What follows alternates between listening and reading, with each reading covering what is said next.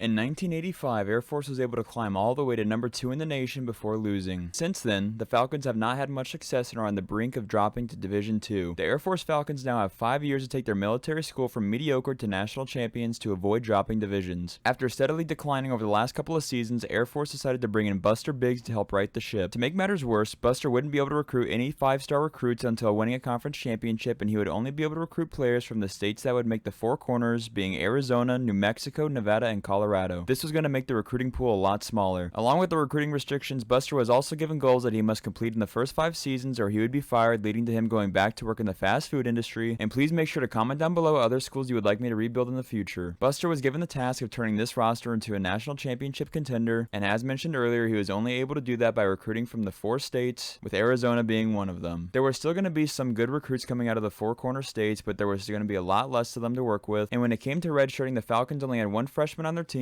meaning that Jet Harris was going to be the only player here in 5 years. The number 15th athlete in the nation was interested in coming to our school, and from his stats, he looked like he could be the quarterback of our future if we were to land him. So simulating through the first 3 games of the season, we were able to get our first win against the FCS team and also beat number 19 Utah State, while following it up with a good 4-point victory over Boise. 3 games into the season, we were now leading on Tom Porter, which was great for us, but it was difficult finding good recruits midway through the season as we had already gotten most of them on our boards. And after beating Wyoming and Nevada, we sat 5-0 at the top of the Mountain West Conference this far in the season. And I also forgot to mention that I was only allowed to play 3 games in every regular season, not including championships or bowl games. And with one of Buster's goals making sure that we had a winning record against military schools, I made sure that we hopped into this game against Navy where we got the run going early, and senior Hazik Daniels was able to find Amari Terry on the right side, and he was able to juke out a couple defenders going in for our first touchdown of the game. And our defense had been playing well to this point as Navy hadn't been able to do much with the ball, and we were able to force a turnover here by getting an interception down the field. And that would lead to our offense driving down the field on the very next drive, and Daniels rolling out to the right before juking out multiple defenders and stumbling his way into the end zone. But Navy made sure the game didn't get out of hand as they would answer back, and towards the beginning of the 4th quarter, we were only up by 4 points until Daniels found Harris on the right side for an easy touchdown, and that was able to help us get our first victory over military schools. We would end up losing our next game against San Diego State by 18 points, but Buster was fine with that as Tom Porter, the quarterback of the future, finally committed to the team, and the team must have been feeling good after that as they beat number 20 Ole Miss, leading to our next game against the Army Black Knights. This game was extremely important as Buster had every single recruit coming into this game, so this game was the most important game of the season thus far, and it was pivotal to get off to an early start, but Hazik Daniels was missing wide open throws left and right, and this was one of the worst performances that Buster has ever seen a quarterback, as Hazik was missing wide open throw countless times throughout the entirety of this game, and it wouldn't be until late in the 2nd quarter where Hazik got his first completion of the game, which happened to be to the other team, which is most of the reason why we were shut out at halftime. In the first drive in the 3rd quarter, Hazik got the offense all the way down and missed a wide open pass, and the game didn't get much better from there as we ended up losing to our military rival, but thankfully next week we would end up blowing out New Mexico, and after simulating a couple more games, we had Pierre Stevens, another 4-star athlete, commit to our program. And in this first season, Air Force had been defying all odds as they were at the top of the Mountain West, so the Falcons controlled their destiny as long as they won their last 2 games, which they were able to do. They made the conference championship, where they would be traveling away to play San Diego State at their home turf, and this game hadn't been going well throughout the first half as they were down by 10 points, and a big reason for that was Hazik Daniels was out for the rest of the game, and this meant that Jensen Jones had to step in for the first time all season in the conference championship, which didn't look good. But even after the interception, Air Force was only down by 3 points with 4 minutes left in the 4th quarter, and Jensen was running the offense pretty well, especially on the read option side of things, as he was able to get close to the red zone, and on the next play he was able to find Amari Terry over the middle, and that drive would lead to a game-tying field goal, sending it to overtime. So all the team needed was the defense to continue playing well, which they were unable to do, giving up a touchdown, and with the receiver streak on the right side, Jensen made a terrible throw, and from there all of his confidence was lost as he made another poor read over the middle, throwing an interception, which ultimately led to San Diego State winning the conference championship. Even with that loss, we still had a bowl game as we had over 6 wins, and getting a bowl win was one of Buster's goals, so he was still hoping to knock that off, but it wasn't looking good as late in the 4th quarter, the Falcons were down by 3 points, but they were able to get a stop here, and thankfully Daniels was back, but it didn't seem like he was prepared to play this game, as he would end up overthrowing 4 straight passes to wide open receivers, which led to Air Force losing their bowl game and a close 3-point loss in the Idaho Potato Bowl. At the end of year 1, there was no progress made on any of the goals, but Buster was given a contract extension as he exceeded double-digit wins, and going into next year, there was a decent amount of players that left, including star quarterback Hazik Daniels, but Coach Biggs was happy that a 74 overall freshman transferred to the team, and at the end of the season, they were also able to sign 4-star tight end Charles Siegel, which led to us getting the 45th best class in the nation, still not good enough to get one of the goals off the board, but Air Force officially had their quarterback of the future in Tom Porter, and Pierre Stevens was going to be the running back of the future. The CPU signed some recruits outside of the 4 corners, so I made sure to cut them, and I would be doing this each and every year, as I would continue to make sure that I would only scout players from those four corner states. After 1 year, there was a lot more interest in the school coming out from each of the states, and this class is looking to be a lot better than the last one as there were a lot of 70 plus overall players that were on the board. And going into year 2, we could tell that the team was getting a little bit better as the team was now an 81 overall, but after simulating the first 2 games, getting a close win over Georgia State, and in predictable fashion getting blown out by Bama, Buster got in talks with all of the recruits that he was recruiting, making sure that they all visited during the Navy game, and while doing that, when he was on the phone with 4-star defensive end Randall Carlson, he was able to get him to commit right on the spot. The team was able to bounce back after their loss against Bama, but immediately followed it up with a terrible performance to UNLV, and again, the biggest struggle for Buster Biggs was finding good recruits halfway through the season. It would be time for another pivotal game against our military rival Navy, as every recruit was slated to come to this game and we didn't want to have the embarrassment of what happened last year against Army, and this was the first time seeing our 4-star true freshman Tom Porter in action, and he was not giving off to a good start, and I knew that he still had time to grow, but he sure wasn't showing any impressions that he was great yet, so it was no surprise that late in the 3rd quarter, the Air Force was down multiple possessions, so Buster decided to keep it on the ground, as Tom Porter was still settling into his freshman season as a quarterback, but he had great ground game and had great ball carrier vision, and he also showed great composure in the pocket by making sure he didn't force a terrible read, and he was able to roll out to the right, getting a touchdown, and after the defense was able to get a stop, there was now 2 minutes left for Air Force to do the 2-minute drill where they continued to keep it on the ground, and this team was completely ran by freshmen now as the quarterback, running back, and Charles Siegel, our new tight end, were all freshmen, so after getting into the red zone with only 20 seconds left and no timeouts, Porter was able to roll out to the right side, getting another touchdown, and from there, as long as the defense was able to hold on to the lead and not give up a last-second Hail Mary, the team would be able to win, and that's exactly what happened as they were able to beat Navy by 3 points. That game would help bolster our defense as 3 cornerbacks ended up committing to the program, and we would get another win against Utah State, but follow it up with another loss to San Diego State. There were 2 more 4-star recruits looking to commit to the program in cornerback Anthony Ryan and athlete Joe Banks, but they still hadn't made their decision yet, but Buster's focus was getting revenge on Army, who destroyed us last year. To avoid the start of last game against Navy, we didn't want to go down multiple possessions, so Buster made sure to keep it on the ground, and Tom Porter proved that he had the great knowledge of running a triple read option, as our running back John Lee Eldridge III was able to use his legs for a 58-yard run and score. Buster was a stubborn man and he loved old-fashioned things, so he made sure to run that play throughout the entirety of the first half until Army could stop it, and it didn't seem like Army had any answer for what was going on as our offensive line and receivers had made great blocks throughout the entirety of this game, and it didn't even take us an entire quarter to get 21 points on the board, and with 30 seconds left in the 2nd quarter, Tom Porter was able to get this pass to Ben Jefferson, and from there, Air Force was able to hold on to the lead, as Buster Biggs is now 3-1 against military schools. 8 games into the season, Air Force was sitting at 3rd in the conference behind Colorado State and Boise State, but after that Army game, the Falcons would go on to get 3 straight wins with their last game being against Boise State, and during that time, there were tons of recruits that committed to the program. This game against Boise State would decide who was going on to the conference championship, and throughout the course of this season, Buster had grown more comfortable with Tom Porter running the offense, so recognizing the matchup with a receiver on a linebacker, Porter threw it over the top to Ben Jefferson, who was able to run his way all the way to the end zone. Going into the 2nd quarter, the game would be tied at 7 apiece, and throughout the first half, besides that first drive, the offense had been struggling throughout most of it, which is why it took most of the first half to get another touchdown, and our defense was trying to avoid letting Boise State answer back, and they were able to get a stop on 3rd down. So coming out of the half, Buster wanted to dominate more than a cheeseburger, as he wanted the offensive line to dominate the trenches, which was able to happen here as John Lee Eldridge III was able to get a huge run, and Buster fooled the defense by calling a pass play a few plays later, leading to an open touchdown, and from there, Air Force was able to hold on to their lead, as they had officially punched their ticket to the Mountain West Conference Championship. The championship game would be a rematch against UNLV, so Buster wanted to do what had been working throughout most of the season and running the ball and keeping on the ground, avoiding turnovers, and now it's seeming to work pretty well as the Air Force was able to get down the field and score on their first drive, but the UNLV defense have been stepping up since then as they'd only given up 6 more points, and that's why halfway through the 3rd quarter, Air Force was down by 1 point until Pierre Stevens was able to somehow break away, avoiding all defenders on this way to a touchdown, and the Falcons defense continued to be one of the best things about this team as they were able to force a turnover on 3rd and 8 with this interception, and from there, Buster wanted to remain risky like his cholesterol levels as he went for it on 4th and 2 on his own side of the field, which ended up getting a first down, and a drive that would later result in a touchdown, as Air Force would win their first conference championship since the late 90s, leading to the first goal being knocked off the board. There would be a chance to knock off another goal by getting a bowl win against number 18 Oregon State, but honestly, this game wasn't much of a watch as Air Force was getting dominated throughout the entirety of the game besides this touchdown, and the only good thing that came from this game was Tom Porter breaking his Zeke Daniels school record, and what would be a terrible loss for the program. It looked like Air Force was finally on the rise as they got another 10-win season, and there weren't a lot of players that ended up leaving for graduation, leading to most of the team coming back, and after being able to spread the wealth on a few more players, that was able to help lead to some more commits and getting the number 6 class in the nation, and that helped Buster knock off another one of his goals. 4-star athlete from Colorado, Joe Banks, was going to become our new receiver, but this team was still far from perfect as there were only 2 90-plus overalls on the team, with most of the team, including quarterback Tom Porter, being below 85 overall. I would again be cutting running every single player that the CPU signed that wasn't from the four corners. And since we had won a conference championship, we were finally allowed to start recruiting 5-stars, which is perfect timing as the #1 recruit in the nation, Lamont Clark, was from Colorado and he had interest in coming to Air Force. Clark was looking like he could be a generational player, and if we were able to get him to commit to the program, that would be extremely huge for us. And we were lucky enough to start off the year by getting another instant commit from 3-star linebacker Dan Ellison. And looking at the overall again, it looks like everything is finally above the 80s, but there's still a lot of room for improvement. And as expected, the team would end up getting railed by Ohio State, but they wouldn't let that affect them as they beat Fresno State the very next week. And it was time to jump into a game early this season as Boise State was up next. And due to the Falcons' best receiver being a 79 overall, Buster was going to be running the ball for most of the season and keeping it on the ground, which seemed to have worked as they were able to get all the way down to the end zone in the first drive. But things slowed down from there as they only got 3 more points throughout the first half, only up by 7 in the third. But Tom Porter was proving that he was progressing as a quarterback as he made a perfect throw to Charles Siegel, and he was able to read the read option perfectly the very next play. The game wouldn't get much more interesting than that as Air Force would hold on to a 6-point victory, but in the very next week they would get a devastating loss to Colorado State. And at this point in the season, recruiting hadn't been going that well this far as we had been losing out on most of the players. And taking a deeper dive for the recruits in the four corner states, things weren't looking any much better, but we were able to get a win against Navy, improving to a 4-1 record against military schools, and following it up with a 13-point victory against Appalachian State the very next week. Utah State would be our next slated game to play, and this game was the most important of all as all of our recruits were scheduled to visit this week, including the #1 player in the nation, Lamont Clark. One of our goals for landing the 5-star recruit was rushing for over 100 yards, so Buster was going to make sure that it happened in this game by starting to run off the ball early and often, but he also needed to make sure the team wasn't one-dimensional, leading to a passing touchdown. And late in the third quarter, not much scoring was going on as both teams were running the ball pretty effectively, leading to a lot of time being taken off the clock. But midway through the third, Tom Porter made an amazing pass to Brandon Engel, and after being up multiple possessions at the beginning of the fourth, Tom Porter made an amazing throw to Joe Banks, a new freshman, over the middle. And the final score of this game didn't reflect how the game actually went as we only won by 7 points, but nobody cared about that final score as the 5-star recruit ended up committing to our team, and our next game against New Mexico would be pivotal as we were behind them in the Mountain West Conference standings, so Buster knew that he needed to bring his A game for this one. Staying with what had been effective throughout the majority of this season, Owen Burke was able to take this triple option read all the way close to the red zone, and Tom Porter was able to read the defense perfectly on this passing play. And coming out of the second quarter, Tom Porter was able to run the triple option to extreme perfection as Aiden Calvert ran it in for a touchdown. And so far this game, the defense had been playing amazing as they've been making stop after stop, and that trend would continue throughout the majority of the game as New Mexico only had 7 points with a minute and a half in the game left. And after they were able to drive back down, our defense was able to read the quarterback perfectly, getting an interception, which would effectively end the game, leading to a multiple possession win over New Mexico. The Falcons would go on to beat Army, and this recruiting class is looking like the best one so far as Kerry Williams, another 5-star athlete committed to our program, along with 79 overall tackle Andy Simmons. There were so many recruits committing to the team this year, and throughout the rest of the season after that Army game, the Air Force Falcons would go on to win their last 3 as well, leading to them being atop the Mountain West Conference yet again. They would be taking on UNLV in the conference championship, and this game didn't matter much in the grand scheme of things, but Buster still wanted to add it to his trophy collection, so he made sure that the team was going to get another victory as he was able to call a great game throughout, leading to a big team celebration and an even bigger Buster Biggs claiming another trophy. Air Force was looking to finally knock off another goal as they had another bowl game against UCLA, and to start the game off in the first drive, Tom Porter somehow got this ball away to Owen Burke, and he was able to take it all the way down to the right side, outrunning every single defender on his way to a touchdown. It seemed as if Air Force, like most military schools, was just built for running, as the receivers and offensive line would lay great blocks down on every single possession, and with Tom Porter having great quarterback knowledge, he was able to run the read option to perfection almost every single play, and that would continue throughout the majority of the first half as Tom Porter was able to use his scrambling legs and rush all the way for a 51-yard touchdown. UCLA would end up making the game close throughout the rest of it, and late in the fourth quarter, all Air Force needed to do was run out the ball, which is exactly what they were able to do throughout the rest of the game, and somehow the team was able to pick up Buster Biggs as he was able to knock off another one of the goals. Year 3 was Buster's best year by far as he ended up getting 12 wins and a bowl win, but this offseason would be detrimental as many players would be leaving, including the entire starting 5 offensive line. Luckily for Buster, he would have the 3rd best class in the entire nation, including the #1 player in the nation, Lamont Clark, who would be our new starting wide receiver. Our other 5-star athlete, Kerry Williams, would end up being our new starting cornerback, and going into year 4, this team still only had 2 players above 90 overall, and going into the last year of recruiting, all Buster would be looking for was offensive and defensive linemen along with cornerbacks and linebackers. The offense had been continuing to progress as the defense remained stagnant, but that didn't seem to matter as we ended up beating Georgia State yet again, while also getting a good win against Minnesota and following it up with another big win against Fresno State. It was time to jump into another game against Navy as Buster Biggs had every recruit coming here along with a lot of defensive and offensive linemen, and this is going to be our first look at 5-star athlete Lamont Clark, and it looked like Porter and him were getting off to great terms as he threw it up to him for an easy touchdown, but Navy was able to answer back almost immediately. But with the progression that Porter had made going into his 3rd year, Buster wanted to start throwing the ball more as he began trusting our offense to be ran by him, but he still didn't forget his roots as he made Porter run the read option every now and then. And only up by 4 points late in the first half, Porter was able to roll out to the right side and he was able to find his receiver, and he would end up taking it all the way down close to the 10-yard line. And on the very next play, Porter found one of his favorite players, Joe Banks, and coming out of the third quarter with our first offensive possession, he again found Lamont Clark on the left side streaking down for an easy touchdown, leading to another victory over a military school rival. The team would end up destroying New Mexico the very next game, but would follow it up with a terrible performance against Utah State. So it was time for Air Force to play Boise State yet again, as they were the biggest threat in the Mountain West, and things were looking good as Air Force was up by 7 in the second quarter, and Porter was able to air it deep to Lamont Clark, and it seemed like he was going to be one of the best players in the entire nation. And from there, the Falcons would end up holding their lead as they beat number 10 ranked Boise State. This team was everywhere this year as they would end up getting destroyed by Army, and they would follow it up again with another loss to Colorado State, and that would lead to us finishing the regular season at 9-3, being second in the Mountain West, which is why the team would be playing Central Michigan in the Idaho Potato Bowl. And this game didn't mean much as Buster had already knocked off a bowl win on his goal sheet, but it was nice that the team was able to finish the year off with a victory. Year 4 was definitely the most disappointing year for Buster as a coach thus far, and this was his last season to prove that he could do it all. And luckily, with the addition of Jed Fish as the offensive coordinator, maybe the team would be able to make that next step, as the last recruiting class would end up being the 18th ranked in the nation. These were the goals left on the list, with still some of the hardest ones yet to come, but Buster clinched having a winning record over military schools, knocking that one off the list. This would be the roster that would need to take Buster Biggs all the way to the promised land and get a national championship, and with the offense being a 95 overall, it could be done, even with the defense being a disappointing 82 overall. Air Force's game against Boise State this year would be early on in the season, and what would be a 44-point blowout for the Air Force Falcons. Air Force's offense looked absolutely unstoppable as they'd put up an insane amount of points each and every game on their way to a 7-game winning streak, and they were looking to keep things going as the number 11 team in the nation going against San Diego State, but things hadn't been going that well as it was tied coming out of the third quarter, and it was proving that San Diego State was going to be a worthy opponent, as every single year it seemed like they would give us trouble. So it was up to Tom Porter to finally get the offense going again as he found Charles Siegel over the middle, and going into his senior season, Tom Porter had progressed as a quarterback so extremely, as Buster was giving him official control of the entire offense, leading to him throwing great passes, and that was good because the Aztec defense had been stopping the run offense the entire game. And tied at 20 apiece in the fourth quarter, he found Lamont Clark on the left side and he was able to get some key blocks, and after getting a key stop, the Aztecs punted the ball and Lamont Clark got the ball back in his hands, and he didn't want the Aztecs to have a fighting chance, so he decided to take it all the way down to the house, leading to a 13-point victory over one of our new rivals. Air Force would be taking on Army in the next game, and Buster wanted to make sure that he didn't let them get blown out again like they did last year, but the Falcons were starting to get cocky as it was taking him a long time in each game to get the ball rolling, but Charles Siegel was able to make a big play on the right side, and later on that drive he was able to get another key catch over the middle, getting close to the end zone, and Tom Porter had no intention of throwing this as he ran straight up the middle for a touchdown. And with 2 minutes left in the fourth quarter, we handed off to fullback Jet Harris, leading to a multiple possession victory over Army. Air Force to go on to win the rest of their games, finishing the season 12-0, and with the Falcons schedule being so incredibly easy, if they were to lose to San Jose State here, they'd be knocked out of the college football playoffs. That thought must have had the team shook as they were staring a 14-point deficit in the middle of the first quarter, but thankfully Tom Porter had been in this situation before and he was remaining poised and quiet in the pocket as Ray Bolin was able to catch it on the outside, juking out multiple defenders on the way to the first touchdown of the game. And I'd love to say that from there the offense had completely turned it around, but they were still struggling, and Buster made a pivotal game-changing call by going for it on 4th and inches, which resulted in us getting close to the end zone, and Porter was able to find his favorite target of the game, Ray Bolin, on the right side. The defense was able to get a crucial stop, resulting in a touchdown right before half, and from there the defense had been playing amazing as they hadn't allowed any more points since the first quarter. So Air Force is going on to claim another conference championship as they would end up winning by 3 possessions. There was great news after the game as well, with Tom Porter winning the Heisman, which allowed Buster Biggs to knock off his second to last goal, officially cementing Air Force in the college football playoffs, taking on West Virginia in the first round. This was going to be the biggest game in the entire history of Air Force football, and being